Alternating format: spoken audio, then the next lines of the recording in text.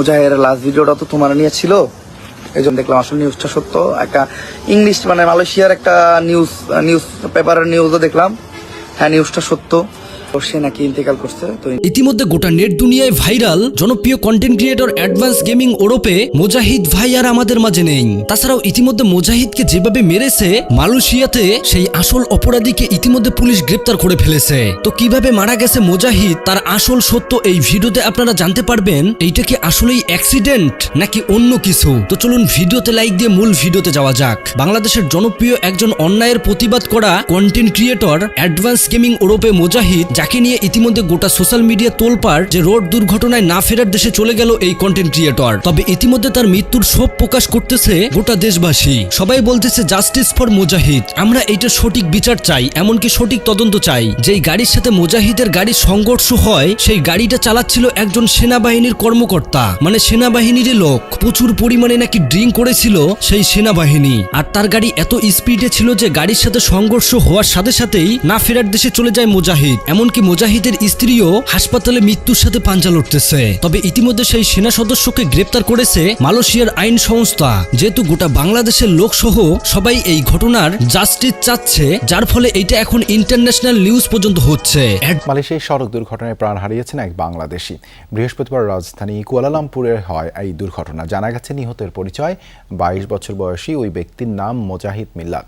তার বাড়ি গেমিং ওরফে মুজাহিদ ভাই এত পরিমাণে পপুলার ছিল যে ফেস রিভিল ছাড়াই তার জনপ্রিয় ছিল ব্যাপক। অন্যায়ের বিরুদ্ধে সবসময় প্রতিবাদ করে গেছে এই কন্টেন্ট ক্রিয়েটর, আর যার ফলেই হয়তো তার মৃত্যু কেউ স্বাভাবিকভাবে মেনে নিতে পারতেছে না। সবাই বলতেছে এইটা ফেক, অনেকেই বলতেছে কখন শুনতে পাবো মুজাহিদকে নিয়ে যেই সমস্ত হেডলাইন দেওয়া হচ্ছে নিউজ ফিডে সবকিছুই ফেক। কিন্তু প্রিয় দর্শক, বাস্তবতা অনেক কঠিন। এই যে অ্যাডভান্স গেমিং ওরফে মুজাহিদ, এই নামটা তৈরি করতে মুজাহিদ ভাইয়ের অনেক পরিশ্রম, এমনকি অনেক কষ্ট করেছে, অনেক স্ট্রাগল করে তিনি সফলতা পেয়েছে, ফ্যামিলির মুখে হাসি ফোটাতে পেরেছে। কিন্তু কষ্টের পরই তার এত সুখ আসার পর এই সুখ যেন আল্লাহ তাআলা তাকে ঠিকঠাক ভাবে দিতে পারলো না। শেষ পর্যন্ত তার পরিবারটা আবার নিঃস্ব হয়ে গেল। তো যাই হোক, ইতিমধ্যে জনপ্রিয় content creator Omar on fire advance gaming এর মৃত্যু নিয়ে কি দুঃখ প্রকাশ করেছে সেই ভিডিওর ক্লিপ দেখুন।